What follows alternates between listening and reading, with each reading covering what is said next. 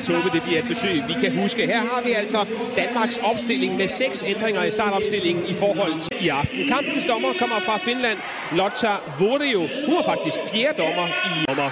Her har vi den hollandske opstilling. Træner Andries Jonker har også skiftet 6 ud. Vi skal have den lyseblåt klædte dommer til at fløjte i gang. Det sker der. Det er altså Danmark helt i rødt mod de orange, som i aften er helt i blåt. Det er Danmark. Ja, det er også en rigtig, rigtig fin test for hende. Kampens første hjørnespark.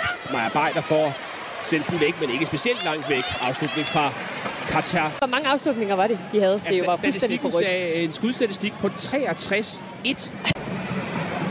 Ej, det er godt hollandsk spil. Og en lille smule usikkerhed inde i det danske forsvar. Den får de ikke clearet overhovedet.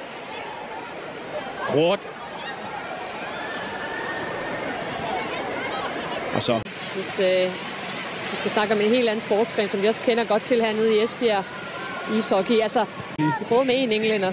Eller ikke en englænder. Hun er engelsk træner nu, så Frida Wigman. Ja, det var godt. Så den anden vej, det ikke fungerede. Meget kortvarigt var træner i Bayern München for mændene. Ja, det var en stor succes. Det var jo assistent. God bold. Op til Vangsgaard med masser af plads på højre kanten. Så skal der komme gode løb i feltet. Her ind til forreste, og der bliver Signe Brun. Van de Donk med en god stikning. Og et udmærket gennembrud. Stadigvæk Holland. Der kan være gode muligheder her. Nu spiller de den lidt for småt. Det må ikke blive farligt, det der. Jeg er kæmpe fan af Johan Cruyff. Ja, der var vist noget med en Cruyff der og nummer 14. Men det er jo ikke et nummer, man bare får i Holland. De fik trukket sig ind i banen. Frisk forsøg. Helt fri herude i venstre nu. Skulle hun have haft den. Ja, i stedet for en lang bold frem mod Romel Leuchter. Leuchter over for Færge. Men vinder Leuchter altså. Det er højre bak, højre vingbak, højre kant. Kald det, hvad I vil i det her system. Her Snois. Og Maja Beider. Forsøger den tidlige op mod Vangsgaard. Det er godt set af Hasbo. Vangsgaard der ind til Signe Brun. Også udmærket forsvarsspil fra rutinerede Dominik. Fra Vangsgaard. Der er mig lidt over, at Signe Brun ikke laver en klasse Signe Brun og laver løbet nu her foran sin modspiller. Fordi den eneste måde, som Vangsgaard kan få den ind på, det er tættere ind på straffesparksfletten. Den kommer lige lidt sådan et par sekunder for sent. Jeg tror også, det her. Jeg ved ikke, om den danske nummer 14, Caroline Møller, har tænkt specielt på Johan Cruyff. Her hvor vi får et skud fra Holland. Jill Roth. Ja. Er det Hasbo derinde. Selv lige her Roth.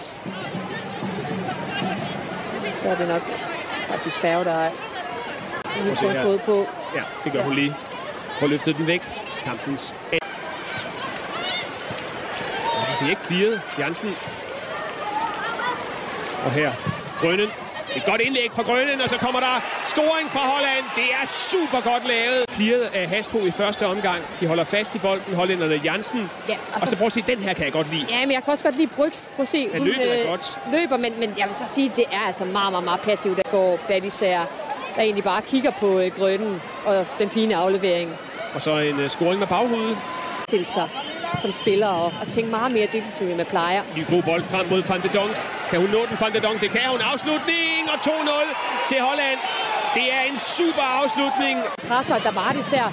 Så er det lige lidt for sent. Ja, det gør de. Og så er hun altså klog. Igen, nu snakker vi om Van de Donk. Hun løber på den helt rigtige tidspunkt, og det der det må vi sige. Og er det et klasse lavet med venstrebenet af Van de Donk. Spiller sin landskamp nummer 160 i aften. Høj hollandsk bolderobring. Roth ind i feltet. Stadigvæk til Roth. Indlæg. Den kommer ind til Maja Beider. Der har lavet et imponerende comeback, efter hun blev korsbåndsskadet i januar i år. Ja, var tilbage i oktober, var det, for sit spillere. Ja, det gør jeg også. Jeg savner i det hele taget at se noget fra danske spillere, som virkelig fungerer. En lang bold frem mod Signe Brun. Og den har Dominik Jansen fuldstændig styr på. Og kom forbi. Ja, vi skal også have lidt mere fysik på. Det kommer der ikke, og nu er der masser af plads. Og afslutning fra Chastity Grant. Den lykkes så ikke rigtigt.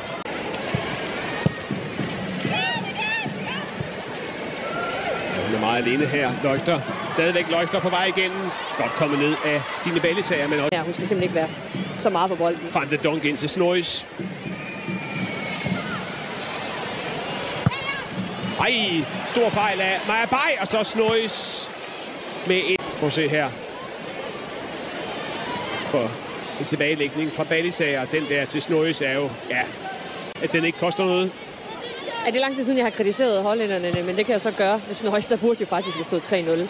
Kæmpe chance til Everton-spilleren også. Fejl i det danske forsvar, mens vi ser langsom gengivelse tæt på, at Løgter kommer helt fri, og det er danskerne, der har helt udsolgt i forsvaret i øjeblikket. De spiller sig rundt her, og så altså den ene chance efter den anden. Råt her. Ja, de kunne faktisk have afsluttet tidligere. Sat tilbage. Lad mig bare sige, at Holland har virkelig brugt den guldmedalje til noget godt. Ja, lad os lige se den her, fordi den er ikke god til Grønnen her, og så går hun lige ind og takler igen på Van de Donk, og det giver altså en advarsel til Pernille Harder. Jeg synes faktisk, lad os prøve at se her, altså hun siger jo selv, der er bold på, det er der jo også, men den er altså... Her har de altså Jansen, Roth, rigtig god på hovedet. God bold fra Grunden, og her kommer så afslutningen, men den med Løgter. Men du har ret, de hollandske hold har jo også taget kæmpe skridt for 7 år siden. God bold fra Hasbro op mod Thøgersen. Det har vi manglet. Og her ind mod Harder, og herover mod Sara Holmgaard. Ja, hun skal møde. Det er rigtigt, Danmark altså i de sidste 4 minutter. 11 mod 10. Lang bold ind, som Daphne van Domselaar tager med. Det forsøger at finde Svava. Det er faktisk en udmærket idé. Svava. Og så en kontant tackling af Ferle Burman. Selv i den her kompetente tackling her. Ja, der er ikke noget... Ingenting overhovedet. Ja, selvfølgelig stadig gør hun på Svave. Nej, men det her med... Plads til Koikelar, netop indskiftet. Stadigvæk Koikelar, det er en god bold, det der. Og så, hvad det er? Ingenting, siger kampens dommer. Der fløjter prøv at se her. Der er ikke meget bold. Hvorfor skulle hun lægge sig ned ellers? Der. Den der, ja.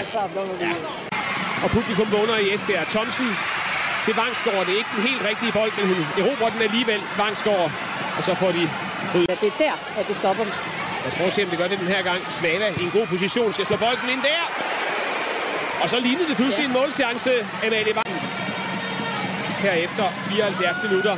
Det er et godt dansk angreb, det her. Ja, det er vel det bedste, der har været. Der er måske kandidat til det. Der er ikke mange kandidater, men det starter helt nede fra... Hjørnespark fra Thomsen. Ja, det er fint med det høje pres her, at de får lov til at spille sig ud alligevel, og så får de... Der vender man lige ryggen til.